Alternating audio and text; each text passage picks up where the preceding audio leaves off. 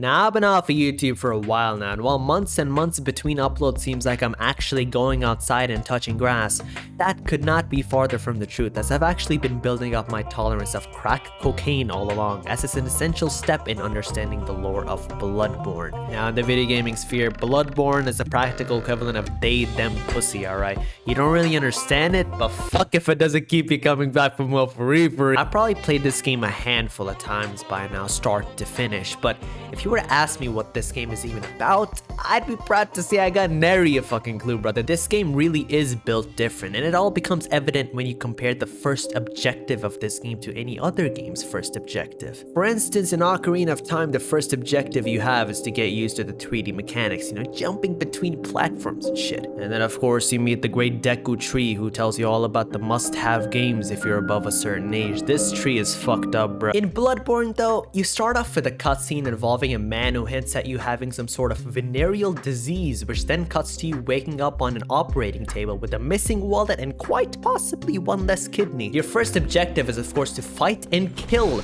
this werewolf beast with your bare fucking fist. Now, ladies and gentlemen, I think I made my argument perfectly clear. In all seriousness, I've played and dropped a lot of Souls games, usually a quarter of the way through. I try to give them more chances, but ultimately just find myself asking, why can't I get into this? Because when it comes to my first Souls game, Bloodborne, I got like 300% saves on that bitch free. 7 hours speedrun plus 2 for the DLC, Now, if Mr. Dog JD taught me one thing, it's that I'm naturally obligated to make a 10-hour video exploring a 2-minute topic. And so, I'll take it up a notch and make multiple 10-hour chapters exploring various 2-minute topics. And the first one just so happens to be the atmosphere. As someone who had never so much as thought about playing a Souls game, I am glad that when the time finally came, I lost my virginity to Bloodborne, alright? Fear of the unknown always gets mentioned when this game's brought up, and rightfully so, because this game is a perfect embodiment of that idea. There is no other game that has made me feel so helpless and alone. One of my favorite things to think about before the edibles start to hit is to think back on the time I first played Bloodborne, when I was thrown out into this beautiful Victorian city with just a cleaver and a pistol. No goal, but just to proceed forward. As it was my first Souls game, I had no idea what to expect from the basic enemies, much less the bigger ones and let alone the beasts. Every encounter I had left my heart racing. With such little resources, I was fucking terrified for my life. This one time I was in my living room and it was a sunny Friday afternoon as usual, but the house was quiet, no washing machine running in the background. And there was this part in the game where I found some temporary solace after some back-to-back fights.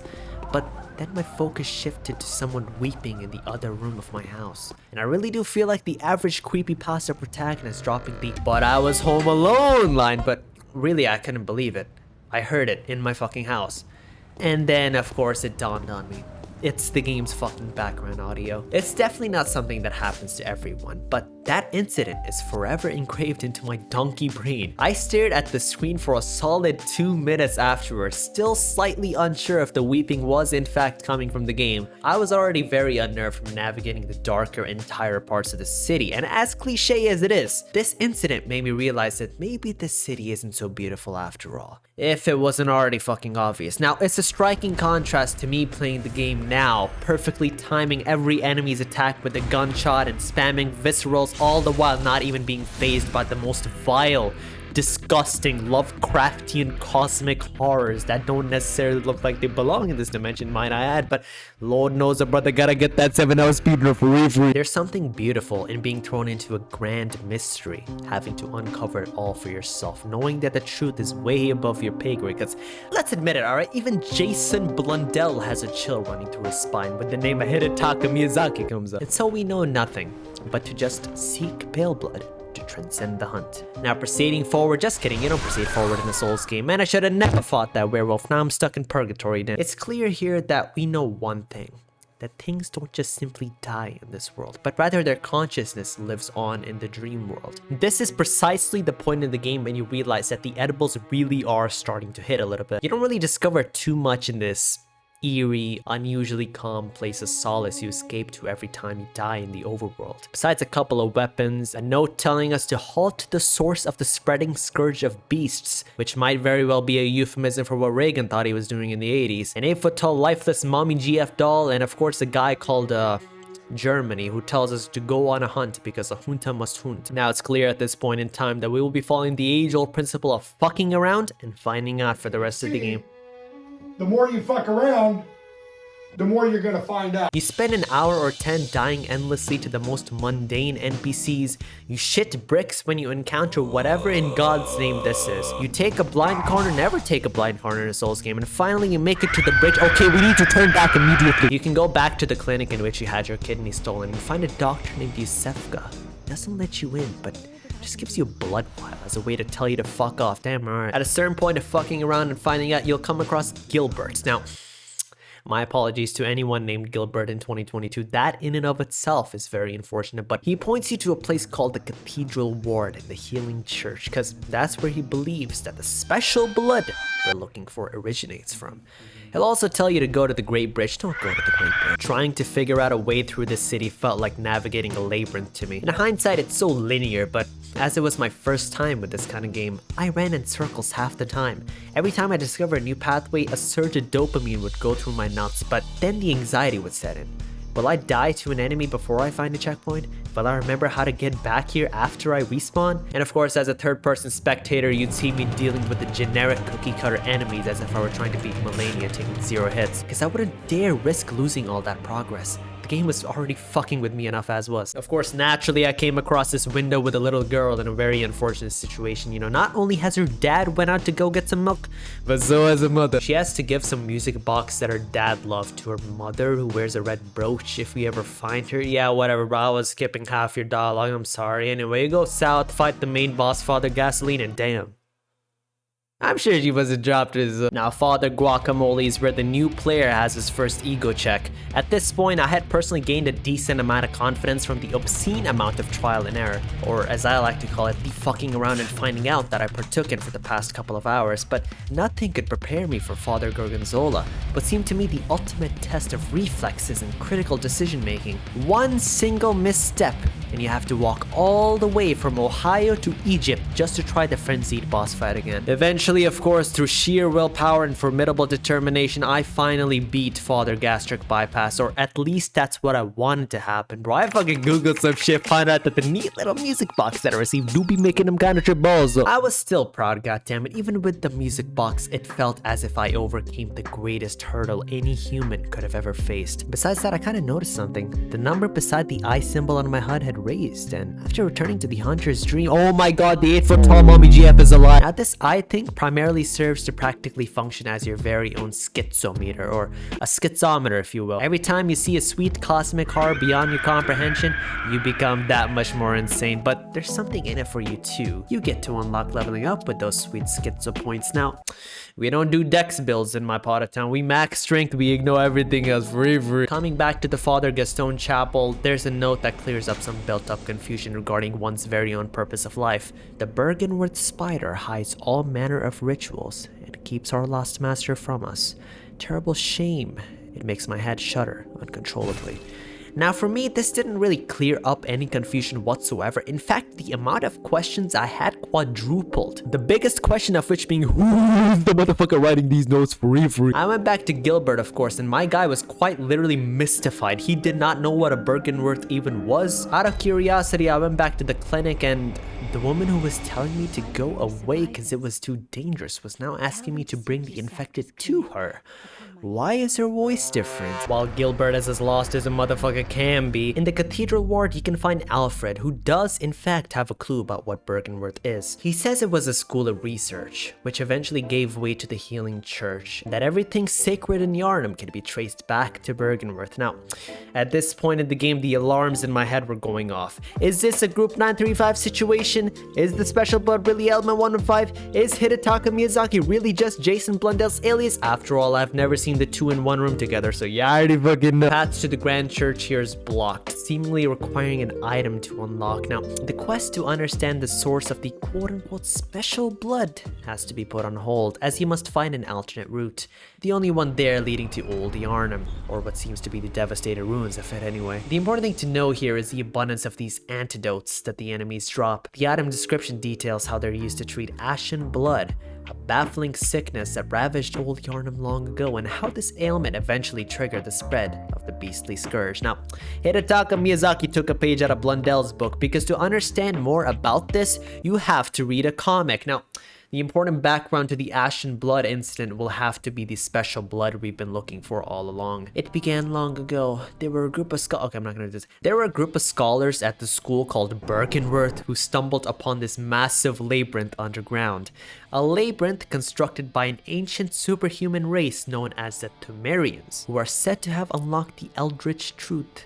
And deep in the Pthumerian crypts, the scholars discovered the old blood and sought to harness it. Now, this blood could surprisingly cure any disease. Chlamydia, syphilis, you name it, it could cure it. They believed it was the blood of a quote-unquote great one, a Lovecraftian term for a cosmic horror of a god. The scholars thus had one goal in mind: to ascend humanity to rapid evolution, aided by the old blood. One professor was noteworthy, Master Willem, as his belief was that the understanding of the Great Ones was the key to humanity's ascension. Some other scholars, though, namely Lawrence, Mikolash, German, and Maria, believed that it was literally injecting the old blood like it was heroin that would ascend humanity, and those scholars literally left the fucking school, bro. They created the Healing Church as a protest. So basically, if I'm getting this right thus far, the old blood is Element 1-5, the Healing Church is Group 935, and Lawrence is Dr. Richtofen. Bravo, Blundell, you've done it again for real. The Healing Church grew and grew in power as they commercialized the old blood, advertising it as a cure-all for any disease. People from all over the world came to YHARNAM for its blood's magical healing powers. Though,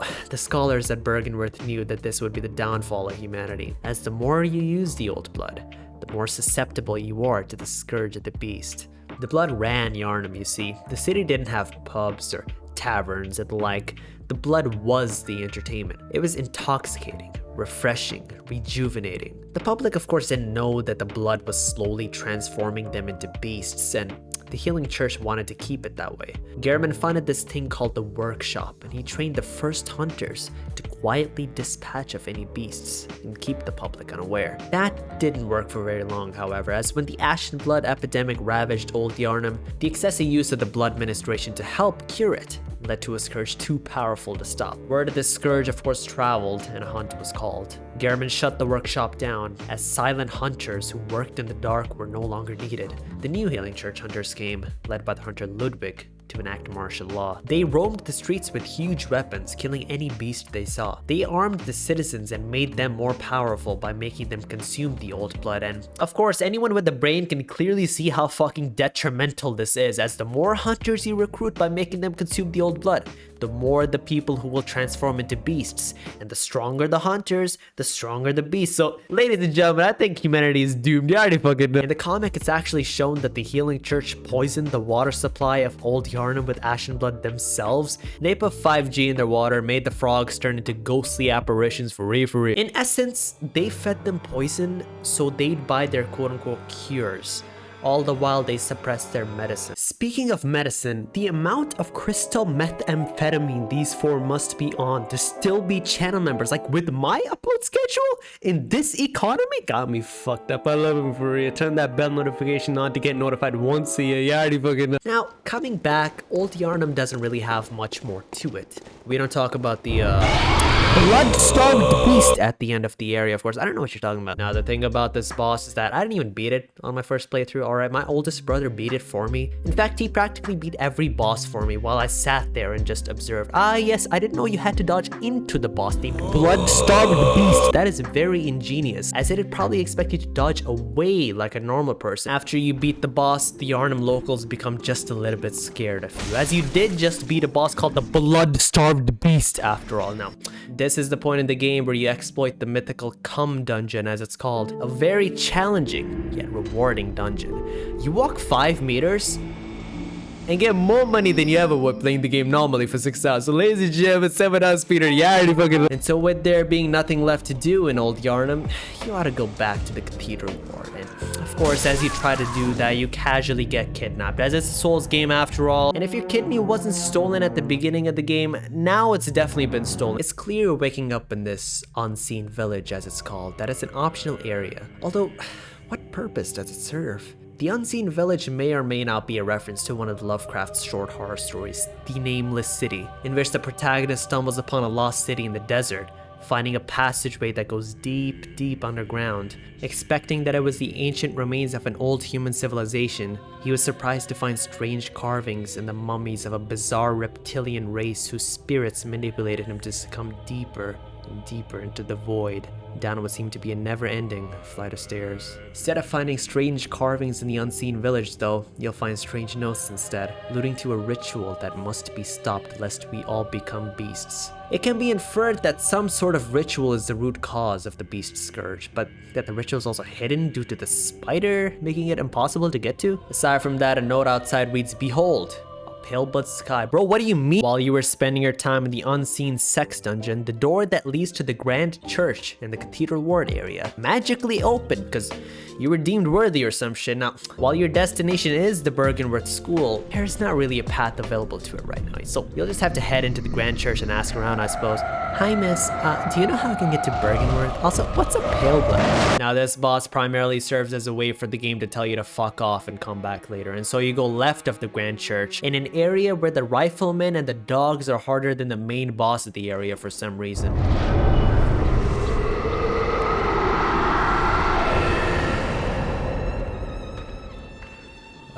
I'm sweating a little bit. And so after you level up your strength to 99, all the while your other stats are 0, you go back to fight the Grand Church Deer Dog, and damn, Grand Church Deer Dog has still got hands for reverie. I like to think this boss really taught me how to actually play the game. I learned through an obscene amount of googling Vicar Amelia Cheese methods that you can actually break the limbs of beasts, which is an essential technique in most of the fights in this game. Oh, and I learned how to dodge properly, but who cares about that? After her very existence vaporizes, you pick up the skull at an altar and realize that your schizophrenia is now chronic. You see Master Willem telling his pupil Lawrence to fear the old blood, as he realizes that drinking the old blood would doom humanity. But Lawrence ignores him and leaves the school for the healing church. Now there's nothing left to do besides to continue fucking around and finding out, oh, there's a door with a guy behind it asking for a password. Luckily, the voices in my head told me what the password is, and damn. I have to say, I don't know why Blundell reused Zetsubonishima. Like, isn't it about time we get a completely new map, for fuck's sake? This is probably my second favorite area in the game after Central YHARNAM. For some reason, swamps and forests that are populated with satanic creatures activate many a neuron in my brain. It's why I love Zetsubonishima, and it's also why I love the Forbidden Woods. You can't walk 1 meter without coming across a snake, or a parasite, or combination of the two. You also have a 100% chance of encountering Megamind from the hit cinematic masterpiece film Megamind. Going through these woods, I truly felt lost once again. The alluring trope of the resourceless, bitchless character thrown out into a large city didn't really apply here as it did in the beginning of the game, but this was the area in which I truly stepped back and wondered just what the fuck is going on. It almost felt like a place of experimentation to me. Some of the enemies here were noticeably different from the enemies I'd already encountered. I felt that this was supported enough by an armor set belonging to some special church doctors that I found in this area. The item description details how these church doctors believe that medicine is not a means of treatment, but rather a method for research, and that some knowledge can only be obtained by exposing oneself to sickness. It's rather ominous once you start to wonder about how much stuff they've experimented with that you don't know about. The ash and blood epidemic that they introduced was one thing, maybe created from these very parasitic waters, but what about these scrawny, malnourished, disjointed creatures that almost seem like failures? What about all of what we don't know? I would easily get lost, saved only by death placing me back at the one familiar checkpoint I had reached hours ago. By some divine intervention, of course, I ended up in this little break from the non-stop chaos of satanic snake parasites. What seemed to be a place meant for temporarily comforting the distressed only did the opposite, however. It felt like the very embodiment of the calm before the storm. And it was. Now this boss fight is a point in the game where you either quit the game because acquiring a PhD in quantum physics would be an easier task, or you look up a glitch which involves going out of bounds and despawning the 3 boss enemies. Hidetaka Miyazaki hates this one trick. Everyone talks about the hardest bosses in this game and the same names always come up, but Edge, and Edgy aren't ever included in any list, alright? This boss fight permanently changed me as a person, it really did. I felt emotions that had not been discovered at that point. It's not even a boss fight, it's 3 actually, and when you kill one, The other two become stronger. Marvelous. So ladies and gentlemen, I do believe despawning is a strategy, not a glitch. After you gather some crackhead energy to gain the strength needed to beat the anti-KKK, you take the 30-second walk to the next boss fight. I shit you not, I almost fucking quit this game here, man. I swear to God. You finally end up at Birkenworth, and for all I did to hype it up, you know, oh, it's this Group 935 Harvard-ass college who made contact with the Elder Gods. It doesn't really fucking look like a place where all that shit happened. Like, I expected Derice, but I got the average student dorm room just with a second for a goddamn. Cut content reveals that there is supposed to be a hatch that opened up to lead into the sex dungeons where the scholars found the old blood, but it was repurposed into randomly generated chalice dungeons to give the game more replayability. To play devil's advocate, going from the Forbidden Woods, which is a labyrinth in and of itself, into another literal underground sex dungeon labyrinth might have been too much. I don't know. Just like going from one of the hardest bosses in this game into another one of the hardest bosses in this game, all in the span of 30 seconds. The thing about Bloodborne is that all of its bosses are the hardest bosses, but then of course you have the Witch of Hemwick, which is undoubtedly one of the bosses of all time. The Birkenworth area serves not to be a challenging dungeon, but to be a segue into the second distinct portion of this game. Going up to the second floor of this building here, you can immediately notice a quiet old man, Master Willem. He does nothing but point to the overhang beside him, but nothing below but the ocean stretching on for as far as the eye can see. In the vein of an unsupervised 5-year-old at the Grand Canyon, you take the plunge. Instead of pulling a Tommy Vercetti and just drowning, you phase through the 11th dimension, of course. There's nothing here, apart from a docile, larval mass in the distance. Walking up to it does nothing. So, of course, the only logical thing to do here is to do a charged visceral attack with my strongest weapon. The spider. It can be understood that Rom the bitch-ass spider is indeed the spider alluded to in all of those notes, the one hiding the ritual. As it's your practical end goal at this point, you decide to go ahead and kill it, to unveil whatever ritual is being performed.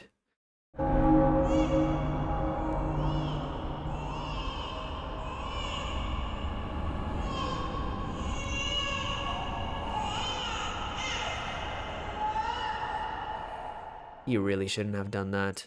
Behold, a pale blood sky. It was always there. You just couldn't see it. Bloodborne is not an account of the beasts that scourge YHARNAM, but rather of the eldritch cosmic horrors that reside within and without YHARNAM. Horrors human minds weren't supposed to even have the knowledge of. Horrors hidden for good reason. You should have left well enough alone. At this point, you can literally return back and sneak into the clinic from the start of the game, in which you can meet the same disjointed creatures you encountered in the woods, the ones who seem to be failed experiments. In fact, you find one of these creatures for every single NPC you guided toward the clinic. One of these creatures drop Yusefka's blood vial upon death, hinting that this creature used to be the real Yusefka. Going upstairs, you can find the imposter lying on an operating table on all fours, and she seems to have gone mad. She speaks about being chosen and having something writhe inside her. Of course, the only sensible thing to do here is to do a charged visceral attack with your strongest weapon, and doing so kills her. It has her drop a third of an umbilical cord, alluding there are more to be found. If it wasn't fucked up enough, the description of the item details that it belongs to an infant great one. Then Master Willem sought the cord to ascend his being and thoughts to those of a great one by lining his brain with eyes, as he says, with it being the only choice he knew, if man were to ever match their greatness. In the game world, you can actually find Gehrman's old hunter workshop too, which shut down, and in it is another one of these umbilical cords. This one details how every great one loses its child, then yearns for a surrogate, and that the cord led to contact with the pale moon, which led to the creation of the Hunter's Dream. Now, the thought of eldritch cosmic entities being so great that they literally cannot acquire any bitches is a very funny concept to me. They make do with humans, and bear in mind, I'm not sure of the exact process or whether or not it's even consensual, but they always end up losing their child in stillbirth. It can be inferred that a long time ago, Master Willem fucked around and indeed truly found out. He beckoned various great ones and lined his brain with eyes.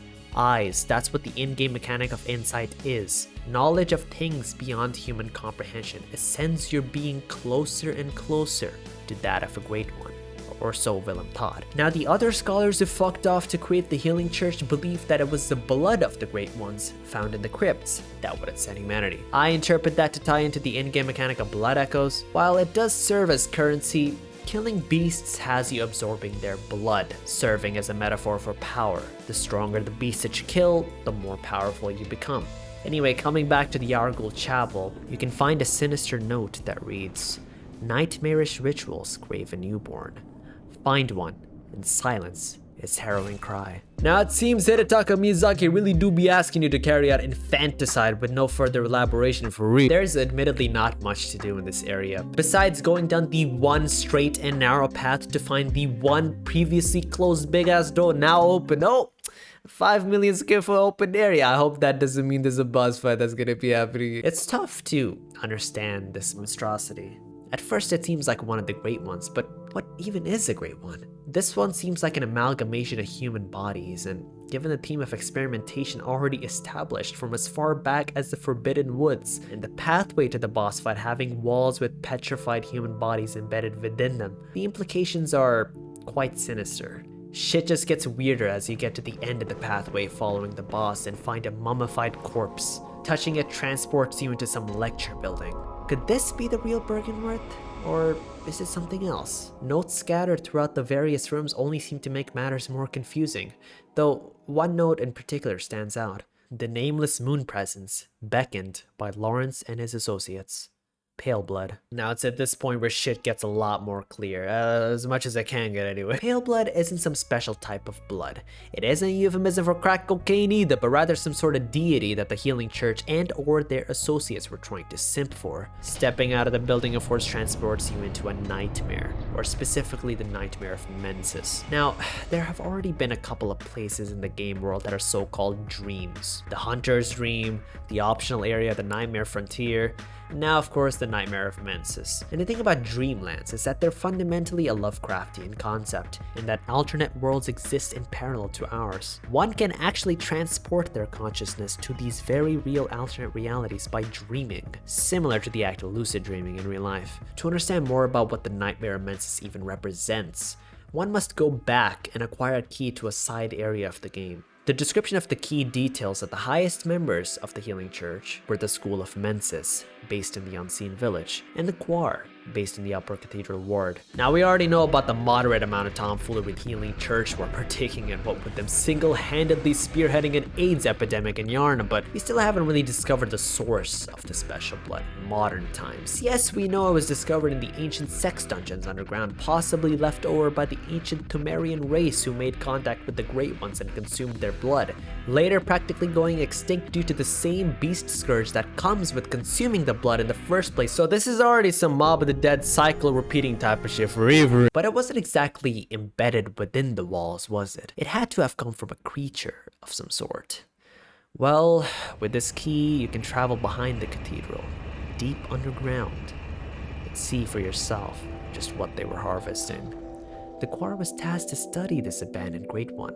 It is theorized that the Pthumerians, an ancient superhuman race that excelled in blood and fire magic long ago, stumbled upon a Great One who might very well have been a Briatus in particular, and established some sort of bond. Eventually, they started consuming the Great One's blood, and with that came the Scourge of the Beast. And with the Scourge could possibly have come a blood moon, and when the red moon hangs low, the line between man and beast is blurred, and when the Great Ones descend, a womb will be blessed with child. Now that brings me to my next point. This is Goth Mommy YHARNAM, and a long time ago, pardon my French, but one of the Great Ones fucked Goth Mommy YHARNAM in a way incomprehensible to mere humans, and thus she was elected queen and blessed with child. It is believed that the source of the old blood back then was from Queen YHARNAM herself after a while, as her blood changed after the eldritch pregnancy, of course. It is also theorized that after consuming this special blood, the instincts of a man boil down to be that of a beast. Simple,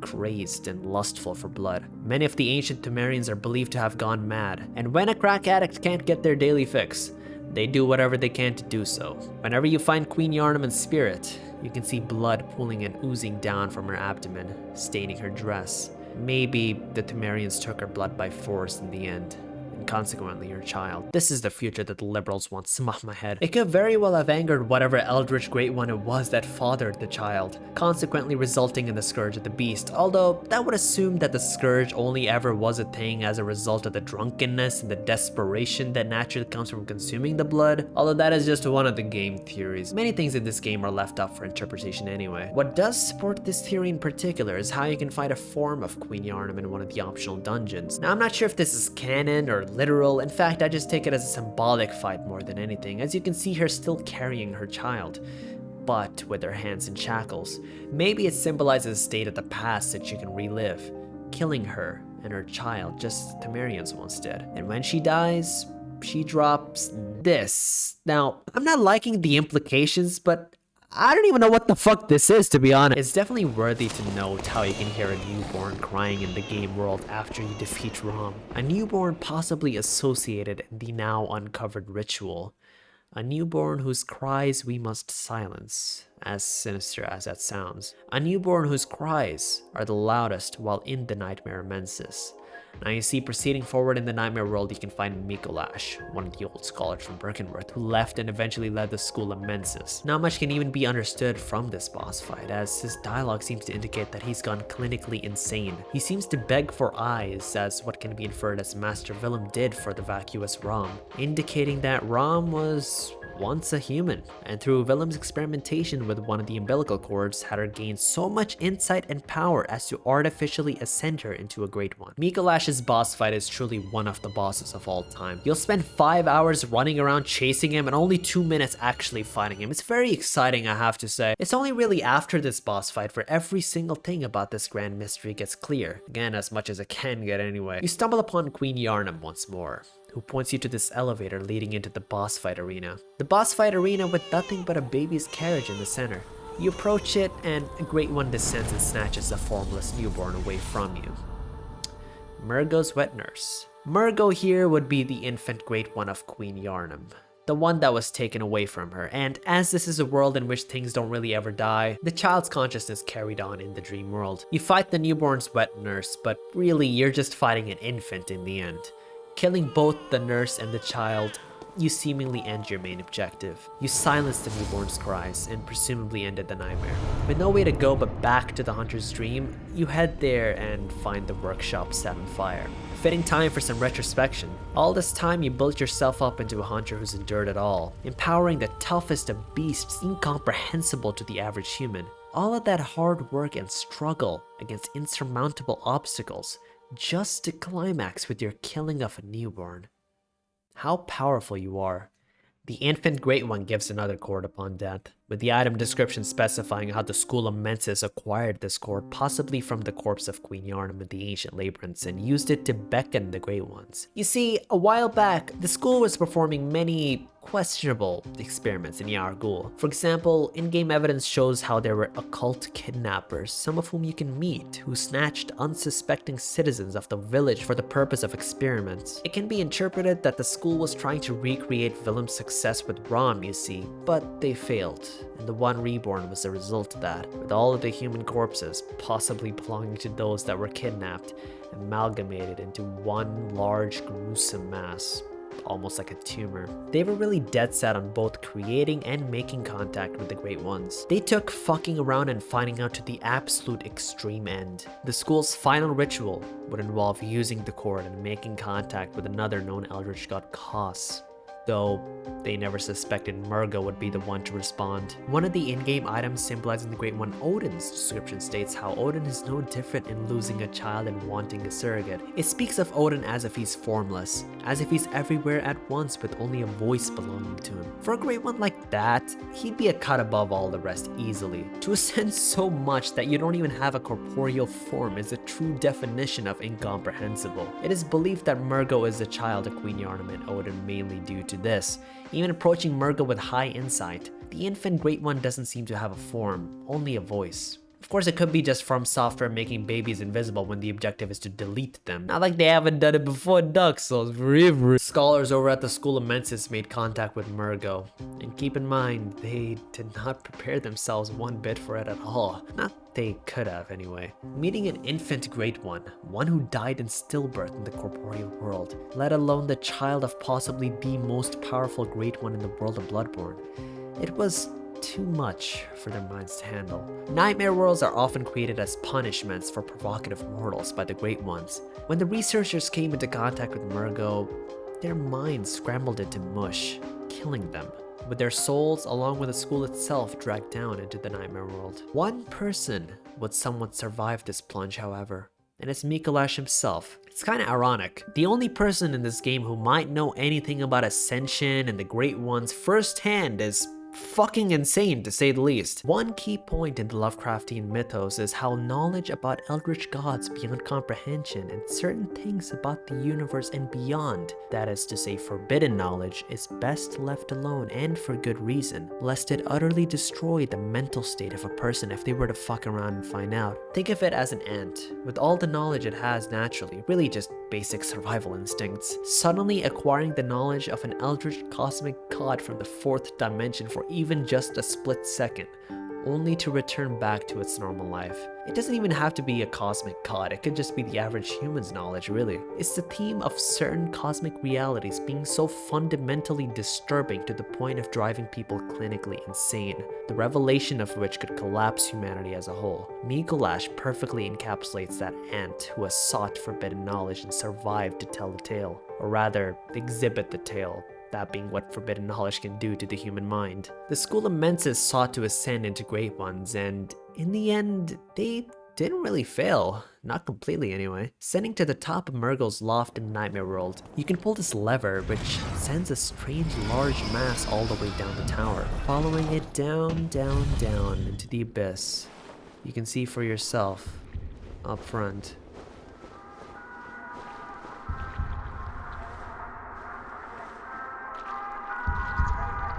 The minds of the Menses scholars, stillbirthed, amalgamated, and ascended into a Great One. Brain of Menses. It's completely docile, and making contact with it only has the brain giving you this rune item, one that grants you more blood echoes upon killing others. To put it bluntly, it is asking you to put it out of its misery. And so, the scholars sought to ascend into the Great Ones. Be careful what you wish for, I suppose. Standing in front of the burning workshop, you can talk to the doll in front of you who tells you that Gehrman is waiting for you in front of the tree. Going up to him presents two endings. The Swedish indie horror It's All in Lee Head ending where Gehrman kills you and you wake up to a sunrise with the hunt having ended, knowing that the hunt will very well begin again, and to fight the hardest boss in the game whose winning condition requires you to summon your oldest brother to beat it for you, because otherwise it's simply not fair. Killing Gehrman would only have the moon presence or Paleblood descend on down to imprison you in the Hunter's Dream as its host, replacing Gehrman. But, as everyone saw coming, if you go into the second ending with enough insight, specifically from lining your brain with eyes by literally eating at least 3 of the Great One's umbilical cords in the game world. I am sure that Master Villain didn't eat that shit, but if you do eat 3 of the motherfuckers, when the moon presence picks you up, it immediately freaks out and puts you back down, realizing just what you've become. Somehow the eldritch cosmic horror beyond comprehension behind everything that happens in this game is actually easier to beat than Gehrman. I think it's not that the moon presence is weak, but rather that Gehrman is just fucking built different, honestly. And of course, after killing the moon presence, you just get a cutscene where you turn into a squid. Really, this game is just a fever dream in the end. Does becoming a Great One yourself as Master Willem intended mean you can finally let humanity have the evolution it always needed? Or will it just be the same or worse? Now that's a question that'll get answered in Bloodborne 2.0. There is something else before confronting Gehrman. When you defeat Vicar Amelia, you can find an eye of a blood-drunk hunter upon returning to the dream world. It's the key to access the DLC, which serves as a prequel. One thing repeated over and over again in this game is how intoxicating blood is, how crazed it can make a person given enough time. For hunters, it's no different. Not every hunter is sustained by the hunter's dream, you see. If a hunter lives long enough, they become obsessed with the mere thought of killing a beast. Their state of mind ironically degrades to that of a beast given enough time. The hunter's nightmare is the ultimate destination for these hunters. For people like Papa Gasoline or the old hunters who created the concept of hunting. It's a rather depressing realm, much like a purgatory or really a borderline hell, where the most blood-crazed hunters are set to live their days out forever, unable to really die as their consciousness would still remain trapped at the very least. It's a puzzling thing at first, but naturally it starts to make sense by the end.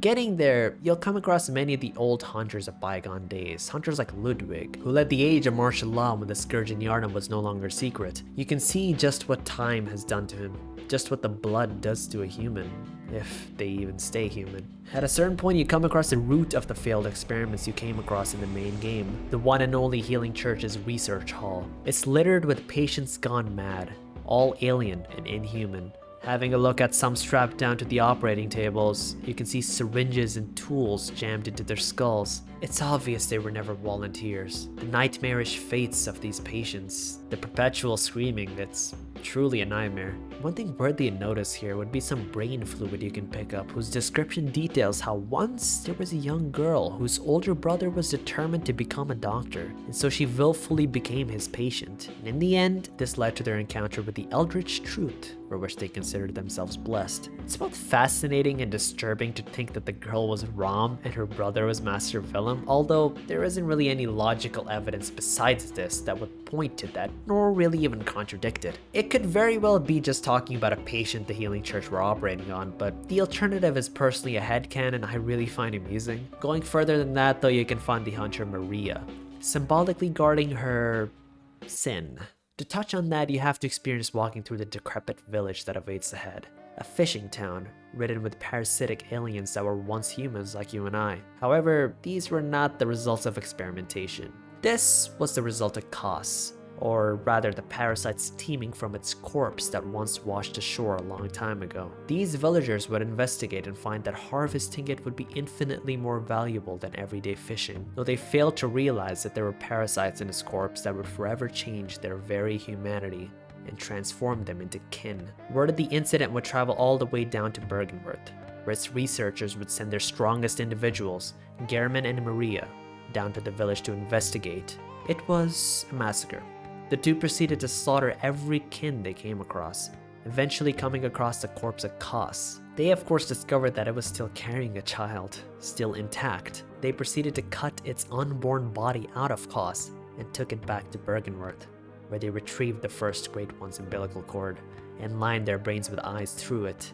Lady Maria was Gehrman's greatest protege, though after what happened in the village, let's just say she was never the same since. She had always cared for the patients over at the Healing Church after she had transferred, though it all eventually reached a point where it was impossible to deny their agony which would continue, with more and more patients coming in every day. From Lady Maria's fight, we can see her stabbing herself in the throat as part of her second phase. It's interesting to think that's how she eventually died, by taking her own life, unable to handle the guilt surrounding her sin.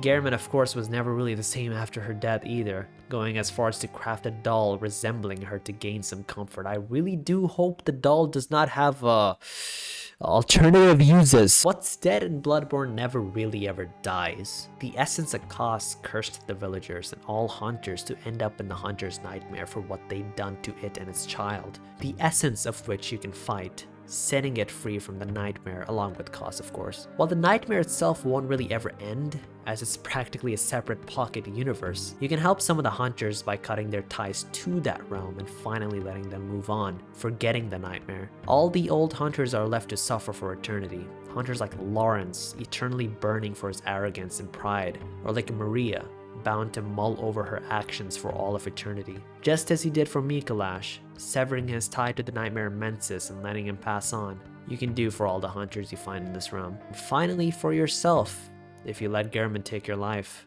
Though you specifically wake back up in YHARNAM because you were always alive in the real world.